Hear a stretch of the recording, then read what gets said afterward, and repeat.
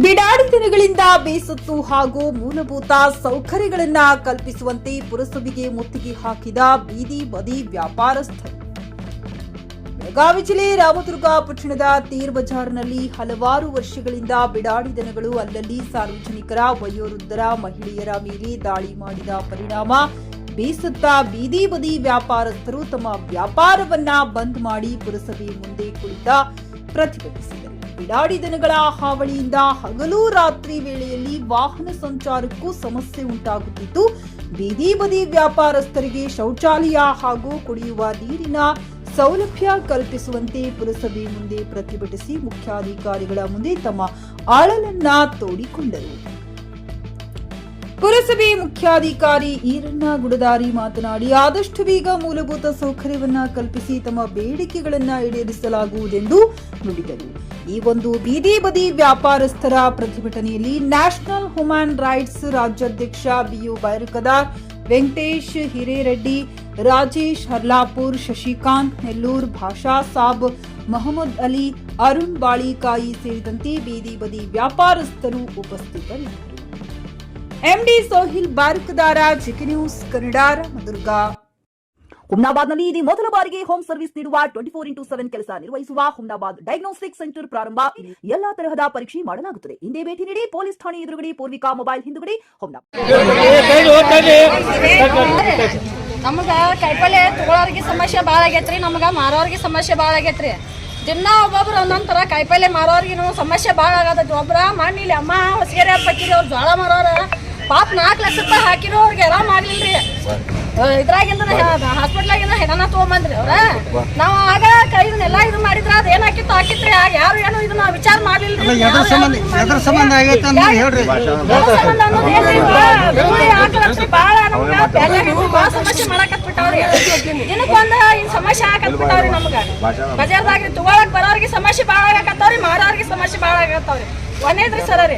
ಇನ್ನೊಂದ್ರಿ ನಾವ್ ಇಲ್ಲಿ ವ್ಯಾಪಾರ ಮಾಡಾಕ ಕುಂಡಿರ್ತೀವಿ. ಬೆಳಿಗ್ಗೆ ಬಂದ್ವಿ ಅಂದ್ರಿ ಸಾಯಂಕಾಲ ಒಮ್ಮೆ ಮನಿಗ್ ಹೋಗೋರಿ. ನಾವ ರಿಸರ್ಚ್ ಹೋಗಾಕ ಅದು ನಮ್ಗೆ ಏನು ಇದಿಲ್ರಿ, ಸೌಲಭ್ಯ ಇಲ್ರಿ. ಇದ್ಯಾರು ಸೌಲಭ್ಯ ಅಂತ್ರಿ ನೀವು ಕಡಿ ಖಂಡಿತವಾಗಿ ಮಾಡ್ಕೊಡ್ಬೇಕು ನೋಡ್ರಿ ಸರ ರೀ. ನೋಡ್ರಿ ಯಾರು ಬೇಡಿಕೆ ರೀ. ಇಟ್ಟು ಆದ ನಂತರ ನಾವು ಅವಾಗ ಹಿಡಿದಾಗ ಏನು ಸಮಸ್ಯೆ ಐತೆ ಅನ್ನೋದು ಕೆಲವೊಬ್ರು ನಮ್ಮ ಮೀಡಿಯಾ ಮಾಧ್ಯಮ ಮಿತ್ರರಿಗೆ ಗೊತ್ತದ, ಎಲ್ಲರಿಗೂ ಗೊತ್ತದ. ಸ್ವಲ್ಪ ಆ ಗಣಕೋಬ ಗುಡಿ ದನಗಳ ಜೊತೆ ಸ್ವಲ್ಪ ಹೊಂದಾಣಿಕೆ ಸಮಸ್ಯೆ ಆಗಿದ್ದಕ್ಕೆ ನಾವು ತೊಂದರೆ ಕೊಡಬಾರ್ದು ಅನ್ನೋ ಒಂದೇ ಉದ್ದೇಶಕ್ಕೆ ಅದನ್ನು ಬಿಟ್ವಿ. ನಾವೇನದು ಹಿಡಿಬಾರ್ದು ಅನ್ನೋ ಉದ್ದೇಶ ಅಲ್ಲ. ಯಾವುದೇ ದನಗಳಿಗೆ ಅವು ಜಗಳಾಡಿ ಏನಾದರೂ ಹಾನಿ ಮಾಡ್ಕೊಂಡು ಸಮಸ್ಯೆ ಆದರೆ ಪ್ರಾಣಿಗಳು ಸಹ ನಮ್ಮಲ್ಲಿ ಇರ್ತಾವೆ ಅನ್ನೋ ಒಂದೇ ಉದ್ದೇಶಕ್ಕೆ ಬಿಟ್ವಿ. ಈಗ ಎಷ್ಟು ಸೀರಿಯಸ್ ಆಗೈತೆ ಅಂದ್ರೆ ನಾವು ಅದನ್ನು ಕರ್ಮ 100% ತೊಗೋತೇವೆ. ಅದ್ರಾಗೇನು ಎರಡು ಮಾತಿಲ್ಲ, ಮುಲಾಜಿಲ್ಲ. ಈ ತಮ್ಮ ಮುಖಾಂತರ ಎಲ್ಲ ನಮ್ಮ ರಾಮದುರ್ಗ ಪಟ್ಟಣದ ವ್ಯಾಪ್ತಿಯಲ್ಲಿ ಸಾರ್ವಜನಿಕರು ಏನು ದನಗಳು ಅದಾವ ಅವ್ರಿಗೆ ಹೇಳಕ್ಕೆ ಇಷ್ಟಪಡ್ತೀನಿ.